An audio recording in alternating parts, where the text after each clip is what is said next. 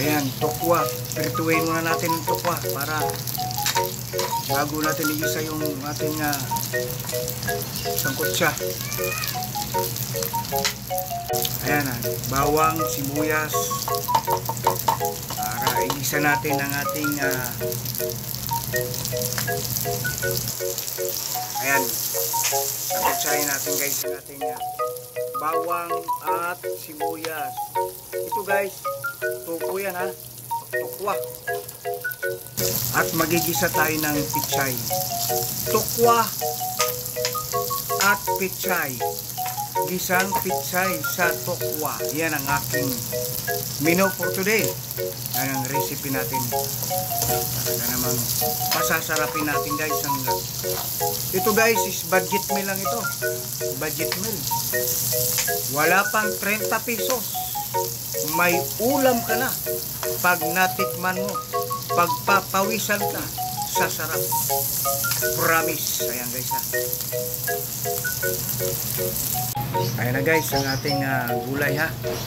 Atin ang ilalagay sa ating ginisang tukwa. Diba? Ayan na. Isasangkut siya na natin guys. Guys ha. Budget meal lang natin to. Wala pang 30 pesos. Ayan ha. Pichay na ginayat-gayat natin. At syempre ang ginisa nating tukwa.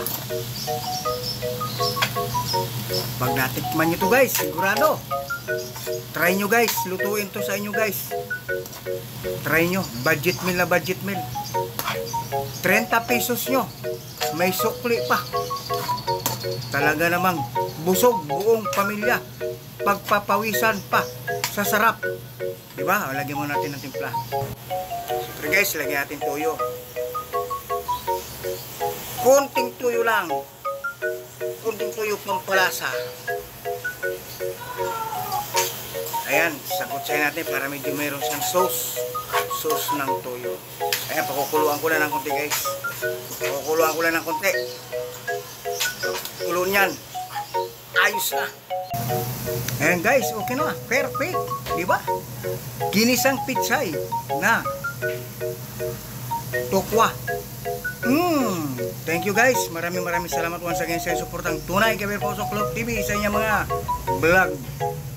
God bless us all and thank you so much. I love you all guys and see you by the next vlog. Thank you.